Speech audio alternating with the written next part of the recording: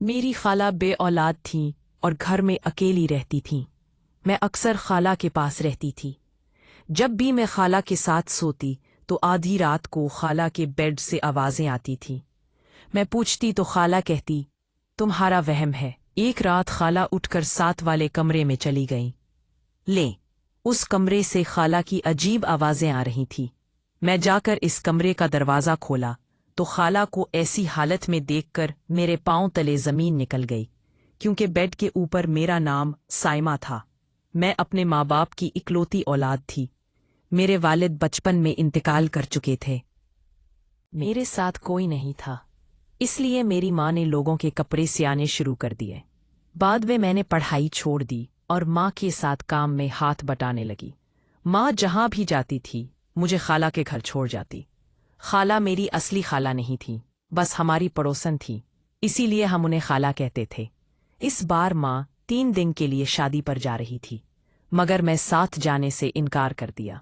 इसलिए अम्मी शाम को मुझे खाला के पास छोड़कर चली गईं। खाला एक बड़े से घर में अकेली रहती थी। उनकी कोई औलाद नहीं थी और उनके शौहर दूसरे शहर में थे, काम करते थे। भी महीने बाद घर वापस आते थे। मुझे देखते ही खाला बहुत खुश हुईं। मुझे गले लगाकर प्यार करने लगी। शाम होने को थी, मैंने खाना खाया। खाला ने अपनी नौकरानी से कहा कि मेरे लिए अपने ही कमरे में बिस्तर लगा दे। मुझे उस वक्त थोड़ी हैरत हुई, क्योंकि कमरे में पहले एक डबल बेड था, तो मेरे लिए अलग से बिस्तर लगवाने की क्या ज़रूरत थी। लेकिन खैर, मैंने इससे बात को नज़रअंदाज कर दिया। मैं बड़े घर में आकर बहुत खुश थी, लेकिन रात के एक पहर अचानक मुझे लगा जैसे खाला के बिस्तर से कोई आवाज़ आ रही हो। मैं अचानक बहुत डर गई। डर के मैंने चादर अपने मन पर डाल ली, लेकिन वो आवाज़ बढ़ती ही जा रही थी। मुझे लगा जैसे कमरे में हम दोनों के अलावा कोई तीसरा भी है। ऐसा महसूस हुआ जैसे बच्चे की कोई आवाज़ हो। दिल की धड़कन किन तेज हो गई। कमरा अंधेरे में मेरे दिल था। मैंने फौरन खाला को आवाज़ दी, खाला मुझे डर लग रहा है, कमरे में कोई है। खाला ने बहुत प्यार से जवाब दिया, नहीं बेटी, कमरे में कोई नहीं है। मैंने दोबारा कहा, मुझे डर लग रहा है, क्या मैं लाइट जला दूं? उन्होंने कहा, मुझे रोशनी में नींद नहीं आती, और बात को टाल दिया। लेकिन जब मैंने न कहा कि मैं आकर तुम्हारे पास सो जाऊं, तब खाला की आवाज में बहुत गुस्सा आया। वो बोले, कोई जरूरत नहीं है, तुम बिस्तर पर सो जाओ। मैं डर के अपनी चादर ओढ़कर सो अपने बिस्तर पर गई। लेकिन खाला के रवैये पर मुझे शक होने लगा था। मैंने खाला का सारा घर अच्छी तरह तलाश किया, मगर मुझे अपनी और खाला के अलावा कोई दिखाई नहीं दिया। रात को खाला के बिस्तर पर खाला के साथ कौन था?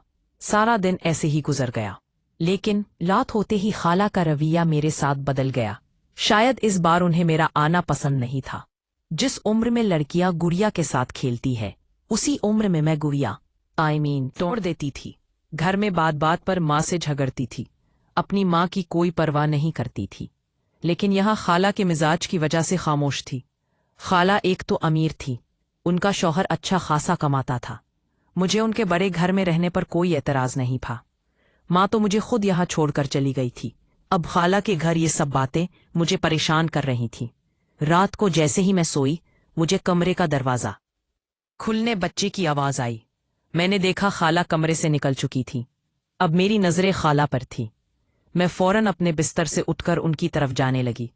खाला कमरे के पिछले तरफ मौजूद स्टोर में जा चुकी थी और अंदर से दरवाज़ा बंद कर दिया था। अब मेरे सारे शक हकीकत में बदले लगे। मैं जल्दी से स्टोर के दरवाजे के पास पहुंच गई। मैंने अंदर से खाला की सही अजीब आवाज़ सुनी थी। मैं जवान थी, हर बात मुझती थी। अचानक मेरे दिल को एक झटका लगा। ये कैसी औरत है जो अपने शौहर की गैर मौजूदगी में ऐसी हरकतें करती है?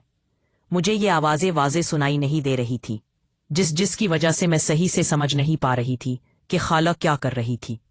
खैर, जब मेरी हिम्मत जवाब गई तो मैंने अचानक दरवाज़ा खोल दिया।